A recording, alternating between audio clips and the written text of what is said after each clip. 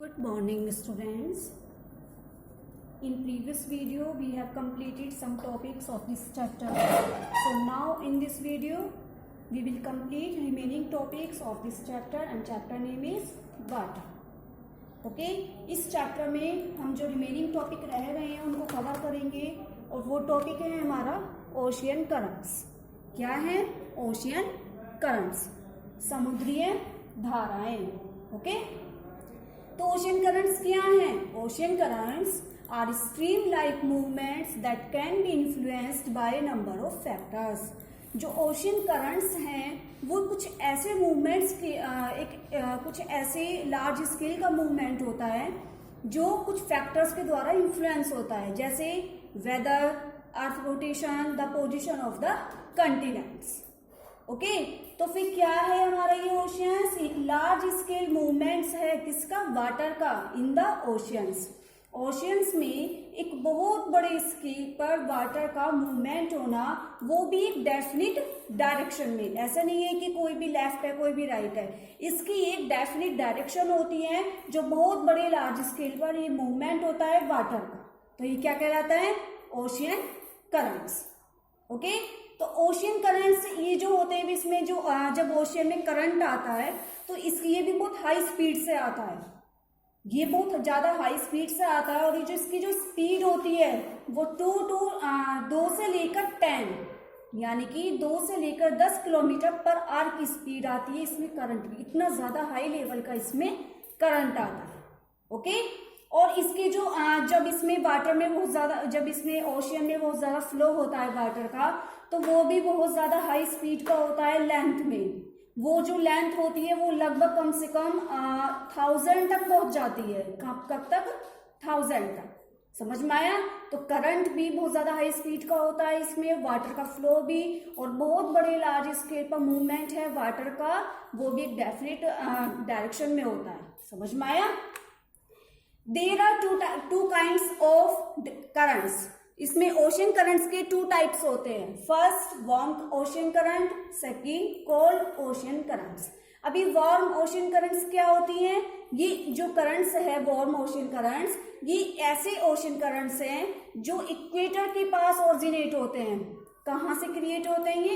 Equator के पास. भाई हमारा जो इक्वेटर वाला एरिया होता है सभी जानते हैं, अर्थ देखिए सभी ने, अर्थ पे जो हमारा इक्वेटर होता है वो सबसे ज्यादा हॉट एरिया होता है ना. तो ये जो वार्म करंट होती है ये इक्वेटर के पास क्रिएट होती हैं और पोल्स की तरफ ये फ्लो होती है. और ये पोल्स नॉर्थ पोल भी हो सकता है या साउथ पोल भी.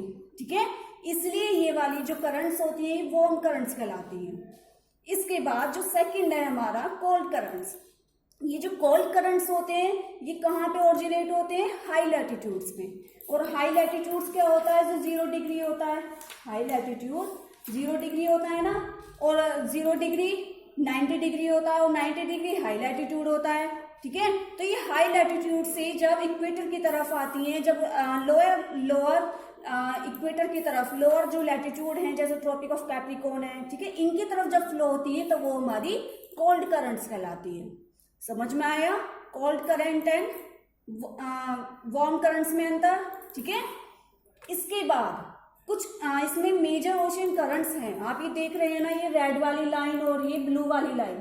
जो रेड वाली लाइन है ये वार्म करंट्स का सिंबल होती है, और जो ये ब्लू वाली लाइन है कोल्ड करंट होती है. ये दिख रहा है ना आपको ओशियन करंट मैप. इसमें कुछ मेजर ओशियन करंट्स हैं, जैसे इसमें आपको नेम भी याद रखने हैं. इसमें आपको नेम भी याद रखने हैं, एग्जाम में आ सकते हैं. ओके, जैसे नॉर्थ पैसिफिक, दूसरा Alaska current, equatorial current, west wind drift, ठीक है, Brazil current, कैनरीज current, waste Australian current, east Australian current. ये सारी कुछ वार्म करंट भी है इसमें और कुछ कोल्ड करंट. ठीक है, ये आप मैप में देख सकते हैं अच्छे से. समझ में आ रहा है? इसके बाद नेक्स्ट है how are oceans current caused. जो ओशियन करंट हैं ये क्यों क्रिएट होते हैं, इसके क्या क्या रीजन है. तो जो ओशियन करंट्स हैं ये मेनली कॉज्ड होते हैं किस वजह से? By the difference in the density of sea water. जो सी वाटर होता है उसमें डेंसिटी की कमी से हमारा ओशियन करंट क्या होता है? क्रिएट होता है. ओके, दूसरा, और ये जो डिफरेंस होता है ये किस वजह से आता है, सैलिनिटी की वजह से। दूसरा, वेरिएशंस होता है टेम्परेचर में, इनकी वजह से ओशियन करंट क्रिएट होते हैं, क्योंकि जो ओशियन वाटर होता है वो बहुत ज्यादा खारा होता है, उसमें जो नमक होता है, जो सैलिनिटी होती है वो बहुत ज्यादा मात्रा में होती है, इसीलिए जो ओशियन करंट है वो क्रिएट्स होते हैं। दूसरा, prevailing winds also influence the ocean current, जो विंड्स होती हैं वो भी, जो बहुत ज्यादा तूफानी स्टॉर्मी विंड्स होती हैं वो भी ओशियन करंट्स को इन्फ्लुएंस करती हैं। तीसरा है rotation of the earth around its axis, earth का अपने अक्ष पर घूमना also result in the formation of new current. समझ में आया? ये 3-4 रीजन थे, मैंने आपको अच्छे से समझाए हैं, ये आपको ध्यान रखने हैं। किस वजह से होता है, in the density of sea water, और जो डेंसिटी होती है उसमें जो डिफरेंसेस होता है वो किस वजह से होता है, variation in temperature and salinity. Okay, अब इसके बाद जो हम बात करते हैं वो है इफेक्ट्स के। भाई ओशियन करंट का क्या इफेक्ट है, वो वेदर को क्या इफेक्ट करती हैं, ठीक है। तो जो वार्म करंट्स होती हैं, जो गर्म धाराएं होती हैं, गर्म समुद्री धाराएं, वो एक तो क्लाइमेट को भी बहुत ज्यादा वार्मर कर देती हैं, बहुत ज्यादा गर्म कर देती हैं।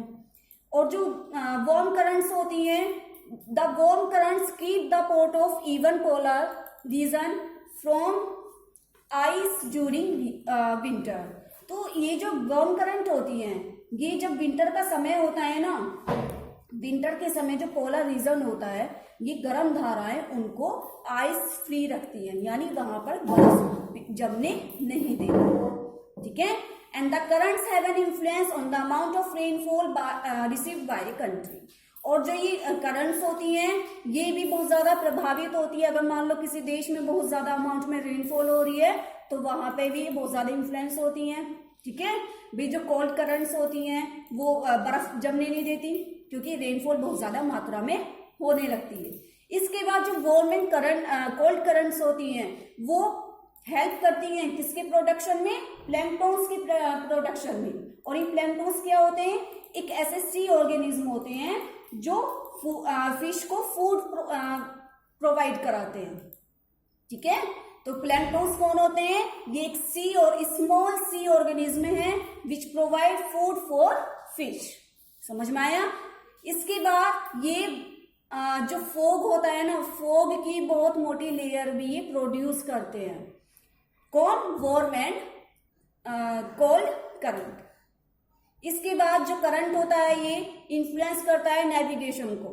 नेविगेशन मैंने आपको कल भी बताया था, ठीक है। नेविगेशन क्या होता है, जो हमारे पोर्ट होते हैं, जो बंदरगाह होते हैं, जितने भी शिप्स होते हैं, उनको ये बहुत ज्यादा अपने अपने उस पे जो इनका वहां पे रीजन होता है उसको ये बहुत ज्यादा इन्फ्लुएंस करते हैं। इसके बाद जो the warm current help in the melting icebergs. भाई जब अगर गर्म चीज हम किसी ठंडी चीज पर रखेंगे तो वो तो पिघल जाएगी ना, ऐसी जो गर्म धाराएं होती हैं वो आइसबर्ग्स को पिघलने में बहुत ज्यादा हेल्प करती हैं, उनको मेल्ट कर देती हैं आइस को, जो शिप्स के लिए बहुत ज्यादा डेंजरस होता है, ठीक है। जो शिप चलाते हैं उनके लिए बहुत ज्यादा डेंजरस होता है। समझ में आया? अब इसके बाद आप सभी को ये समझ में आया, मैं आपको 2-3 गर्म धाराएं और जो हमारी ठंडी धाराएं होती हैं समुद्र की, उनके नेम हैं। जैसे गल्फ स्ट्रीम है, मैंने आपको एक बताया था कि जो वार्म करंट्स होती है वो क्लाइमेट को बहुत ज्यादा गर्म कर देती है ना। तो इसमें क्या है, जैसे एक तो होता है Kuroshio current in the Pacific ocean and the Gulf Stream in the Atlantic ocean. जो आपकी कुरेशियो धारा है वो आपकी कोल्ड करंट होता है, कोल्ड करंट। इसके बाद जो गल्फ स्ट्रीम होती है वो आपकी वार्म करंट होती है, ठीक है। ये ध्यान रखना आप लोग, ओके। अब इसके बाद हम बात करते हैं सुनामी। सुनामी क्या है भाई, हमने इस चैप्टर में वेव्स के बारे में स्टडी किया, टाइड्स के बारे में किया। अब इसके बाद हमने फिर ओशियन करंट्स के बारे में पढ़ा, जो एक बहुत बड़ा मूवमेंट है वाटर का। अब इसके बाद हम पढ़ते हैं सुनामी। सुनामी वर्ड आप सभी ने सुना है अच्छे से, ठीक है। तो सुनामी क्या है, जापानी वर्ड है। कैसा है, जापानी वर्ड है। और इसको जो इंग्लिश में कहा जाता है वो कहा जाता है हार्बर वेव्स, ठीक है। हार्बर वेव्स, क्योंकि जब सुनामी आती है तो ये सबसे ज्यादा कोस्टल एरिया को इफेक्ट करती हैं। हार्बर वेव्स क्या होती हैं, हार्बर क्या होते हैं, जहां पर जो पोर्ट होते हैं, जो हार्बर होते हैं वो खड़े होते हैं, यानी कि जो हमारे बंदरगाह होते हैं जहाँ पे हमारे शिप वगैरह ये सब खड़े होते हैं उसको बंदरगाह कहा जाता है। तो जब सुनामी आती है वो कोस्टल एरिया को बहुत ज्यादा इफेक्ट करती है, ठीक है, और कोस्टल एरिया पे ही जो जितने भी शिप्स होते हैं वो सब हमारे खड़े होते हैं, वहां पे जो शिप को चलाते हैं वो वहीं पे स्टे करते हैं, तो ये इसलिए उनको बहुत ज्यादा इफेक्ट करती है। इसलिए जो हमारा सुनामी वर्ड है उसको इंग्लिश में हार्बर वेव कहा जाता है। ओके, ऐसा कहा जाता था कि पास्ट में जो सुनामी है इनको टाइडल वेव्स या फिर सिस्मिक वेव्स, सी वेव्स कहा जाता था, लेकिन आज के समय में हम अपने इस सुनामी को टाइड से रिलेट नहीं कर सकते, क्योंकि ये सिर्फ सिस्मिक ही नहीं है, ये नॉन सिस्मिक इफेक्ट इवेंट भी है, जैसे लैंडस्लाइड एंड मेट्रोइड इम्पैक्ट। ठीक है, अब इसके बाद भाई जब सुनामी है, अब इसका आपने मीनिंग तो समझ लिया, लेकिन है क्या ये? When a large volume of water is suddenly moved up and down, जब एक बहुत बड़ी मात्रा में, बहुत बड़े स्केल पर, बहुत बड़ी वॉल्यूम में वाटर जो है अचानक से अप एंड डाउन होता है तो वो सुनामी क्रिएट करता है। और किस वजह से होता है? Due to under water earthquakes, volcanic eruptions, landslides, under water explosions और the impact of a meteoroid और कॉमेट। ठीक है, और इसके बाद सुनामी एक वेव सीरीज है, सीरीज ऑफ वेव्स है जो कहाँ जनरेट होती है? वाटर बॉडीज में, ध्यान रखना आप सब। अब इसके बाद how can one prepare before tsunami, अब हम सुनामी से बचने के लिए क्या क्या प्रिपेयर कर सकते हैं, हमें कैसे अवॉइड रहना चाहिए? Firstly we should checking the location, हमें सबसे पहले लोकेशन को भी चेक करके रखना चाहिए। टोपोग्राफी के बारे में अवॉइड होना चाहिए, ठीक है, रूट कैसा है वहां का उसके बारे में भी हमें जानकारी रखनी चाहिए। इमरजेंसी कम्युनिकेशन प्लानिंग होनी चाहिए हमारे पास, ठीक है, कोई भी टेली कम्युनिकेशन प्लानिंग होनी चाहिए, भी फोन की सुविधा होनी चाहिए, ऐसा नहीं है। इसके बाद स्टॉक ऑफ फूड का स्टॉक रखना चाहिए, और जो भी जरूरी चीजें हैं उनका हमारे पास स्टॉक होना चाहिए। अल्टरनेटिव मीन्स ऑफ कम्युनिकेशन होने चाहिए बहुत सारे। इसके बाद डिजास्टर मैनेजमेंट कमेटी भी होनी चाहिए लोकेलिटी के अनुसार, जगह जगह थोड़ी थोड़ी डिस्टेंस पर डिजास्टर मैनेजमेंट कमेटी की भी सुविधा रखनी चाहिए। ठीक है, ये कुछ 6-7 पॉइंट्स हैं जो सुनामी से पहले किसी को भी अवॉइड रहना चाहिए इन सभी चीजों के बारे में। समझ में आया?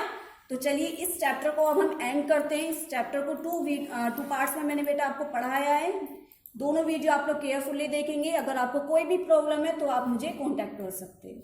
Thank you, be safe, be healthy.